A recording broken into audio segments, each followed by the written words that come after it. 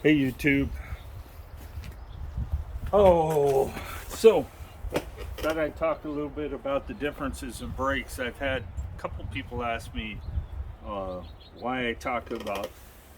Some of you guys on the electric forums talk about cable actuated hydraulics, and I don't have a good opinion of those. Most of the time, you're going to have problems with them eventually. Sometimes you might get a year, sometimes you might get less out of them. Sometimes they start leaking immediately. So these are cable actuated mechanical, and the only difference between them is the cable actuated hydraulics have a hydraulic cylinder. The main difference is on a cable actuated mechanical, the pad only pushes against one side of the rotor, and in doing so it pushes the rotor up against the other pad, so physically you're deflecting the rotor to accomplish braking. They've been around for 30 plus years for our bikes. The first disc brakes were mechanical. Hydraulic came years later. Now, there's a couple of reasons why folding bikes don't have hydraulic brakes that are straight hydraulic. One is the folding mechanism would cause a kink in the hose. Now, you might be able to get away with one on the front without kinking the hose because the way it folds. Let's see if we can do it. You guys are going to notice my folding mechanism works differently than your guys'. Ouch.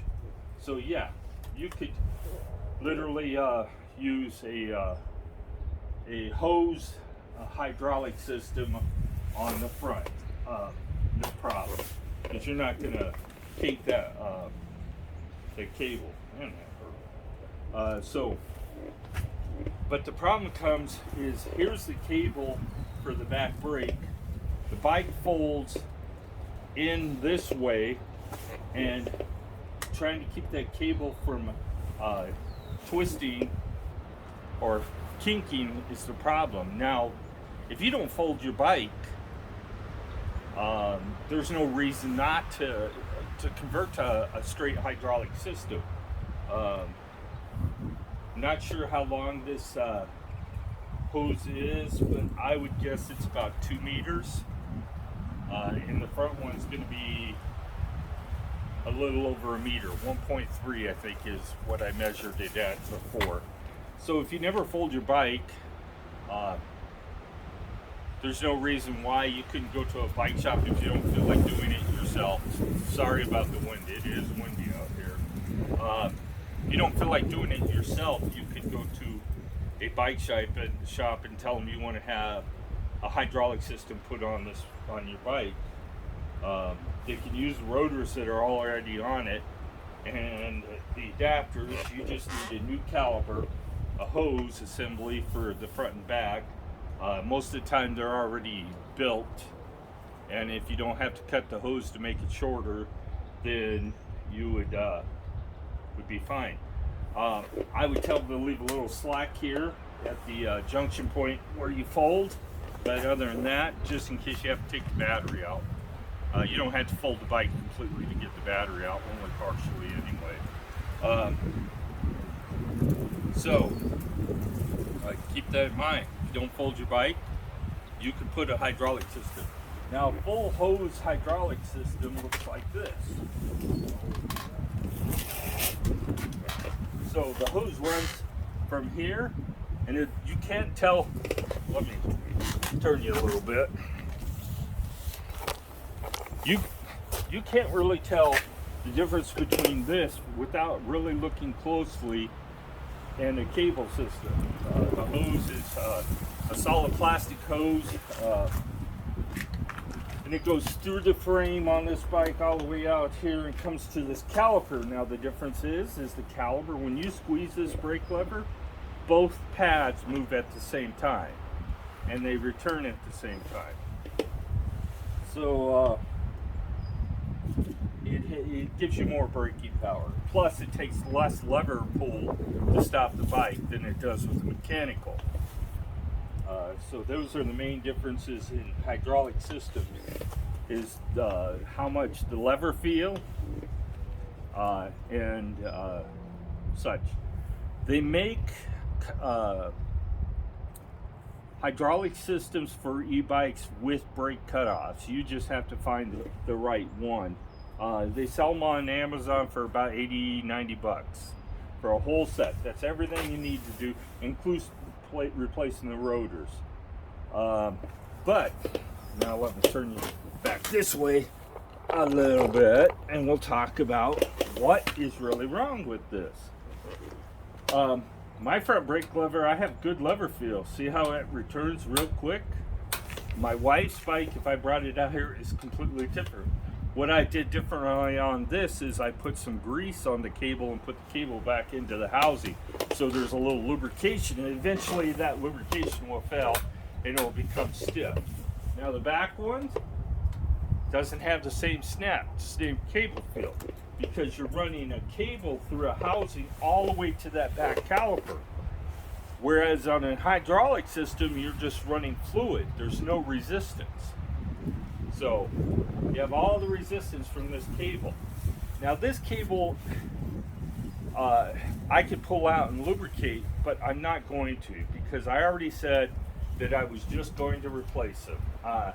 Problem has been is getting a good quality cable. Every time I've ordered them on Amazon, I haven't got what I ordered. I ended up with some crap, and I'd say, well, this doesn't match the description, and I send them back. So I'm waiting for the right ones to come in. They're going to be Jaguar. The Jaguar are sanded cables. The cable inside this housing is sanded flat, so it's smooth. And the housing has a plastic liner. In this case, it's a Kevlar liner that allows the cable to slide in it smoothly. If you eliminate the friction from these mechanical brakes, that's all the problem you guys are having, is you chase the fact that the pads don't return to the fully open position. So you're chasing it, you'll hear a rubbing noise. Just try squeezing your lever again and let it snap back. So, because what's happening is the spring that's in these mechanical brakes aren't strong enough to pull all the way back open against all the resistance in this cable. It's a common problem in cheap bikes. They do not spend the money on the cables because that's where they can save money. These are not lined cables. They're just a lined housing. They're just a piece of steel that's wrapped like a spring, and so that you can bend it a little bit and still get the cable to move. Like I said, the front is better, but it's not perfect.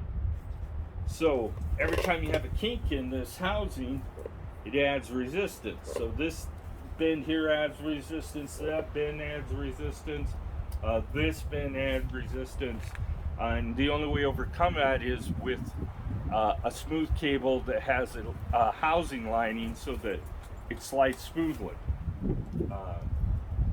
So you guys that are having problems with, it seems like every time you go out and ride your bike, the brake's rubbing and you need to readjust it. What you're chasing is the cable problem. It's cost to replace both cables and housings with a good quality brake cable at a bike shop's going to cost you probably about 75 bucks. They have bulk Shimano cable that is lined, that they can use, plus the regular stainless steel cables themselves. These are steel, and that adds another problem, is because they start corroding almost immediately. So stainless steel is the way to go for a cable because it doesn't corrode as such.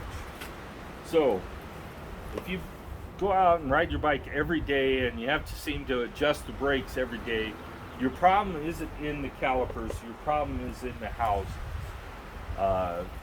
I've seen it many times. Now you have two options.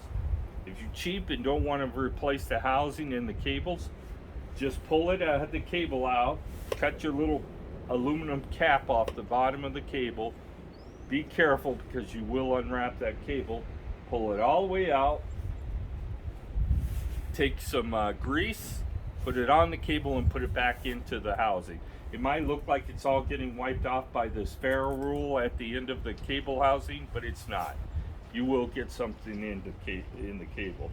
And they do have a cable lubricator system too. Most bike shops have them where they can just hook them right to the end of this housing and use a squirter, and it squirts oil into the housing. So you could take it to a bike shop and ask them if they have that tool and do it, but not all bike shops are going to have the tools because cables on brakes are becoming a rare creature.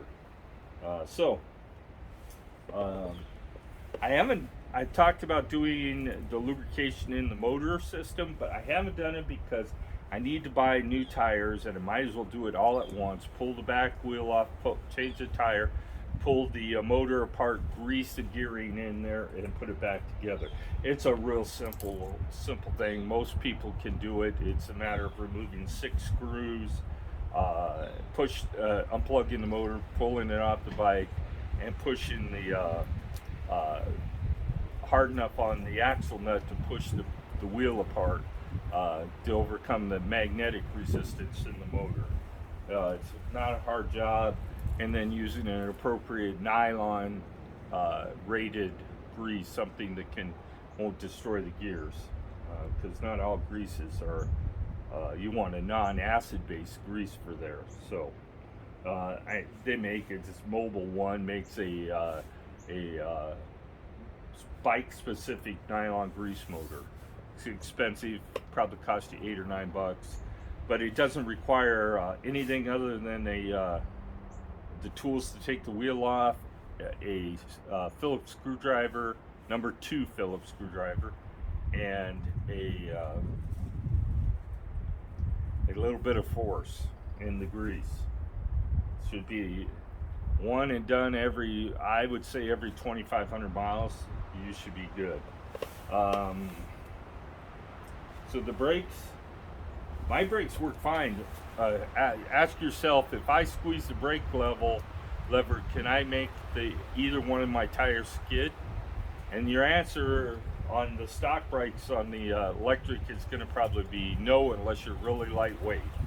On my weight, until I did the 180 millimeter rotor upgrade, I could not get these. And I have also a semi-metallic pad on the Tektro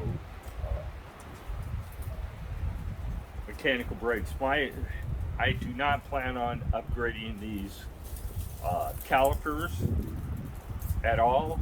The only thing I'm going to do is change the cable and get one that has less friction in it. But that's my only goal. I haven't done it so far is because if it's working, why tear it apart? It's about 2 years now on them. I'm going to do this all at once when I do the tires. As you can see, I don't have much tread left in the tires. On the back one's even worse than the front one. They got like 1,200 miles on them, 1,100 miles, and they're completely gone. So Karen's is not doing too bad. She has.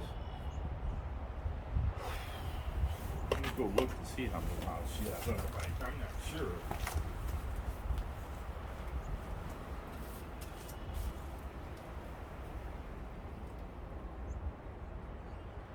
Karen has 1,223 miles on her bike.